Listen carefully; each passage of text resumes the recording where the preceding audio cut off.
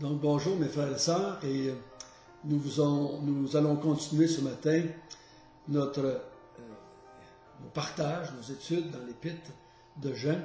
Et ce matin, on entame le chapitre 4. Donc nous allons commencer par la prière, si vous voulez bien.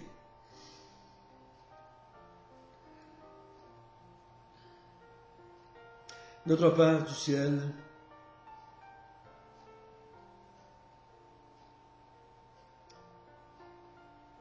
c'est un grand privilège de pouvoir s'adresser à toi. C'est un grand privilège de pouvoir dire que le Père du monde, le Créateur du monde, m'écoute quand je parle, car je suis en Jésus.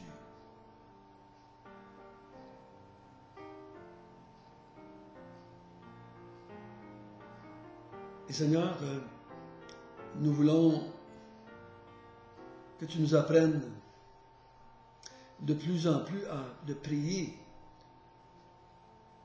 au nom de Jésus.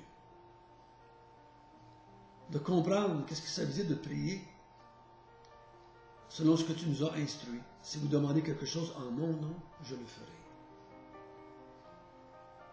Donc Seigneur,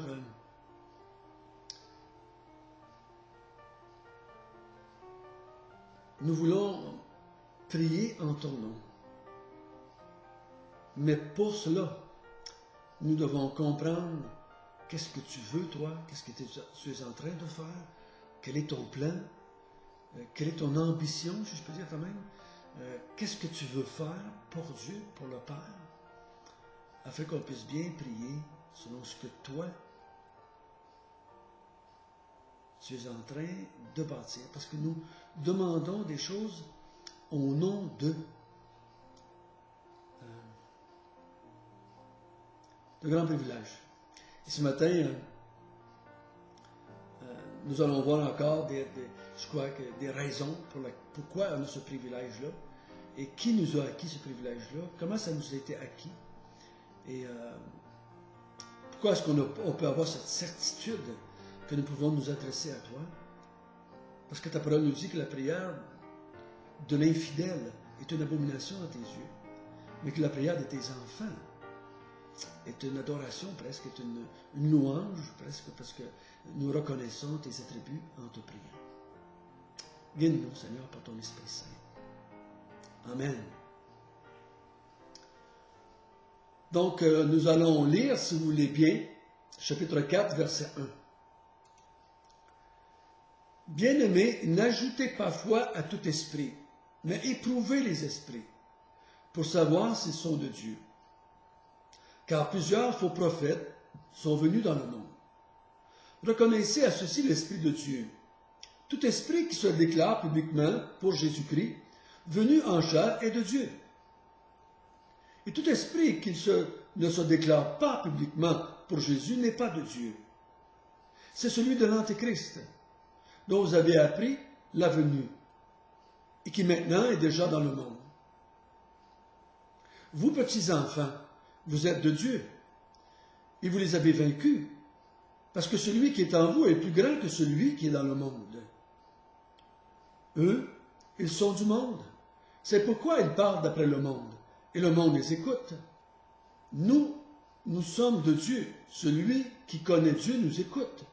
Et celui qui n'est pas de Dieu ne nous écoute pas. C'est par là que nous connaissons l'esprit de la vérité et l'esprit de l'erreur.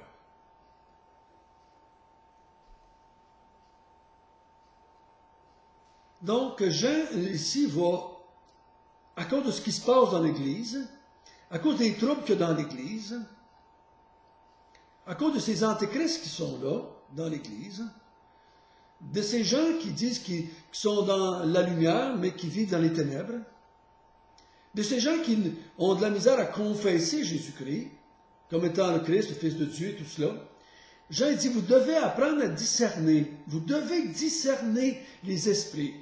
Vous ne devez pas ajouter foi à tout esprit, à tout ce qu'on dit. Vous devez les éprouver, les esprits, ou les tester. pour savoir ce qu'on vous dit vient de Dieu. Car il dit, il y a plusieurs faux prophètes qui sont venus dans le monde. Et tout au long des épîtres, à partir des Actes des Apôtres jusqu'à la fin de l'Apocalypse, le grand trouble de l'Église, c'est qu'il y a dans son sein des faux prophètes, des faux docteurs. Paul l'avait dit carrément, il dit, après mon départ, il va rentrer parmi vous des loups. Pierre va dire la même chose, il y a parmi vous des faux docteurs. Jean, il dit ici la même chose, il y a beaucoup de faux prophètes qui sont venus dans le monde. Et ces faux prophètes-là viennent dans l'Église. C'est pour ça qu'on retrouve dans l'Épître, ils veulent vous séduire, ils veulent vous égarer, il s'est dit éprouver les esprits. Ne croyez pas tout ce que vous entendez, soit sur Internet, soit à la télévision, soit dans les livres que vous lisez, soit dans les gens qui vous parlent. Éprouvez les esprits. Testez ce qu'on vous dit. C'est important, dit-il.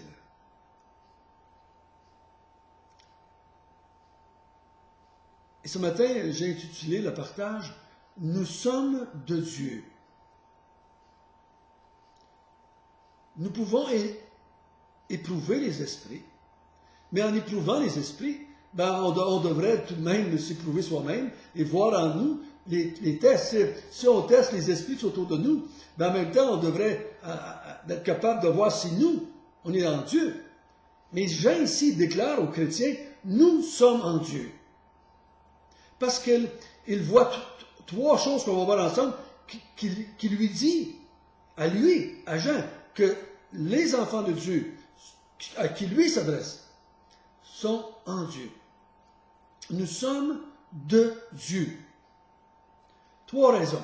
Première raison, verset 2. Reconnaissez que tout esprit qui se déclare publiquement pour Jésus-Christ, venu en chair, est de Dieu. Puis là, il dit le contraire au verset 3. Tout esprit qui ne se déclare pas pour Jésus, c'est l'Antéchrist qui est là. Donc il dit, ceux qui se déclarent publiquement pour Jésus venu en chair sont de Dieu. Ceux qui disent que Jésus-Christ est venu dans le monde. Quand il dit qu'il est venu en chair, c'est qu'il est venu d'ailleurs. C'est pas, moi je dirais bien ça, c'est pas dur de croire que François Nolette est en chair. C'est un être humain. Mais il y a des gens qui disaient que Jésus était venu sous forme d'apparence humaine, d'apparence physique, mais qu'il n'était pas vraiment 100% humain, en chair et en os comme nous, on va dire. C'est pour ça qu'on a vu ensemble qu'il a commencé son épître en disant « Nous l'avons vu, nous l'avons entendu, nous l'avons touché de nos mains. » Il dit « Toute personne qui se déclare que Jésus est venu dans le monde en chair est de Dieu. » Mais pourquoi il dit publiquement? Donc, Jean ici appelle les gens à prendre une position. La façon que je vais le faire publiquement, ça va aller avec ma personnalité. Hein? Il y en a qui pourraient écrire un traité là-dessus pour montrer que Jésus est venu en chair. D'autres pourraient faire un sermon là-dessus. D'autres vont juste quitter l'Église qui prêcherait que Jésus-Christ n'est pas venu en chair. Parce que c'est la façon qu'ils prendraient position publiquement. Nous ne croyons pas ce que vous dites, mais ils ne vont peut-être pas entreprendre un grand débat public contre c'est peut-être pas leur capacité, leur don, leur talent, mais ils vont prendre une position selon leur personnalité, selon leur âge, selon leur culture dans laquelle ils sont, mais ils vont finir par prendre une position publiquement contre ceux qui proclament que Jésus-Christ n'est pas venu en chair. Ils vont peut-être se rassembler en tant qu'Église, en tant que groupe, puis expulser de l'Église ces gens-là. Ça va être leur façon de prendre position publiquement. Donc, essayez pas de vous comparer comment vous allez prendre position. Mais si un jour, vous entendez qu'on vous dit que Jésus-Christ n'est pas venu en chair, vous allez prendre position.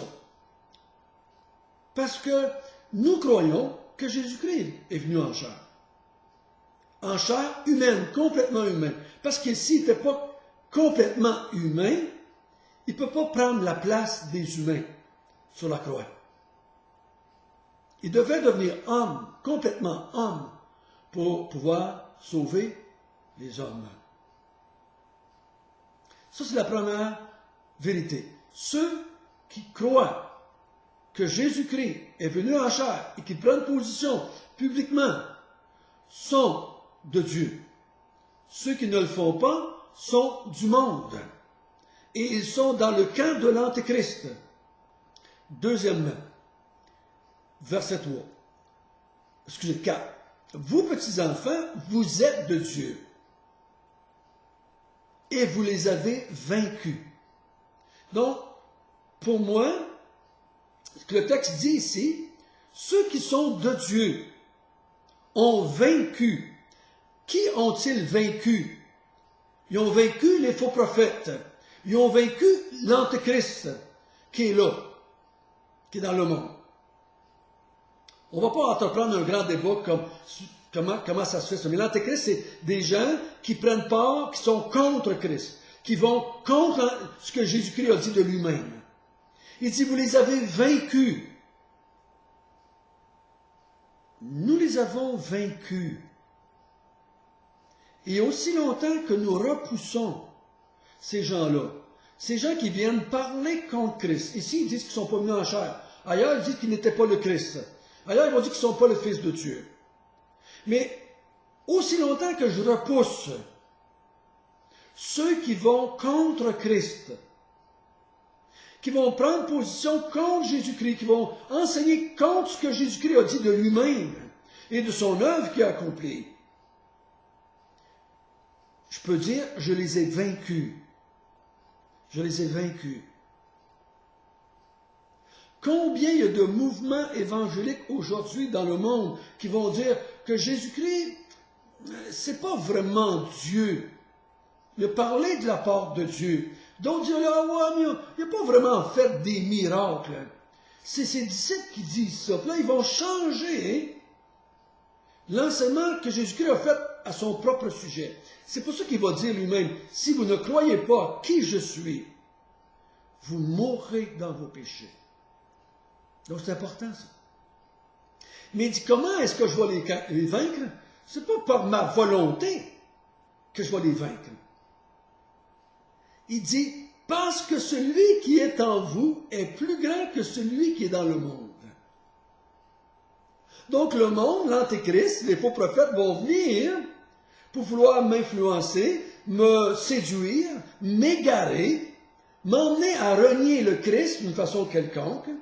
Mais il dit, celui qui est en vous est plus fort et plus grand que celui qui est dans le monde. Et qu'on dise que c'est Dieu, qu'on dise que c'est Jésus-Christ, qu'on dise que c'est l'Esprit de Dieu, c'est la même chose pour moi. Et c'est cette force-là qui est en moi, qui m'a régénéré, qui m'a donné la sagesse de Dieu, qui va me donner la même capacité de repousser ces gens-là. C'est ça que Jésus a voulu dire dans Jean chapitre 10, quand il dit « Mes brebis entendent ma voix et elles me suivent. Elles ne suivront pas la voix d'un étranger. » Donc, la preuve que je suis de Dieu, que nous sommes de Dieu, c'est qu'on repousse ces gens-là pendant toute notre vie chrétienne. On les repousse, on les rejette, on prend position publiquement contre eux. Non, Jésus c'est Dieu, Jésus s'est incarné, Jésus c'est la parole de Dieu, Jésus est venu en chair, Jésus c'est le Messie, Jésus c'est le sauveur du monde, Jésus est ressuscité, Jésus revient un jour. Nous gardons, et je le dis, mon grand combat de la vie, mon grand défi dans la vie chrétienne, c'est pas d'avoir une victoire sur le péché, malgré que, oui, on va combattre contre le péché. Oui, je suis d'accord avec ça. Mais le grand combat de la vie chrétienne, c'est de garder la foi. C'est de pouvoir dire, comme l'apôtre Paul, à la fin de notre vie chrétienne, j'ai combattu le bon combat, j'ai gardé la foi. J'ai gardé la foi. Je les ai vaincus. Non pas moi, mais celui qui est en moi. Et je vais lui donner la gloire parce que j'ai pu vaincre les antéchrists, si je peux dire ça comme cela, à cause qu'il m'a, lui est venu habiter en moi, il m'a donné le discernement pour les voir, il m'a donné la force de les vaincre. Ça, c'est la deuxième chose. La troisième, eux, ils sont du monde. C'est pourquoi ils parlent d'après le monde et le monde les écoute. Nous, nous sommes de Dieu. Pourquoi est-ce qu'on peut dire que nous sommes de Dieu? Parce que celui qui connaît Dieu nous écoute. Jean il parle, celui qui est de Dieu nous écoute. Dans le nous ici, qu'est-ce que c'est? C'est qui le nous? Moi, on peut omettre les apôtres, mais je crois qu'on peut omettre les chrétiens en général. Quand nous proclamons les vérités par rapport à Jésus-Christ,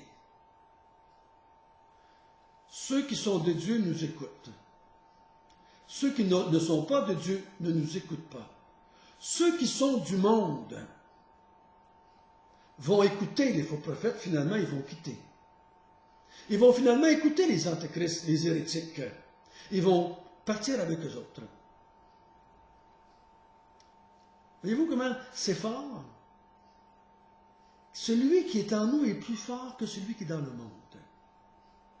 Je peux dire, je suis de Dieu, ou on peut dire ensemble, nous sommes de Dieu. Pourquoi? Parce que nous confessons publiquement que Jésus-Christ est le Fils de Dieu venu en chair. Nous les avons vaincus, ces hommes-là, ou ces antéchrists-là, ou ces faux prophètes-là. Et nous n'écoutons pas le monde, nous écoutons ceux qui sont de Dieu. Nous écoutons l'enseignement des apôtres. On pourra retourner jusque-là, où on écoute ceux qui enseignent la parole de Dieu, ceux qui enseignent ce que les apôtres ont enseigné. Ceux qui nous écoutent sont de Dieu. Ceux qui ne nous écoutent pas ne sont pas de Dieu.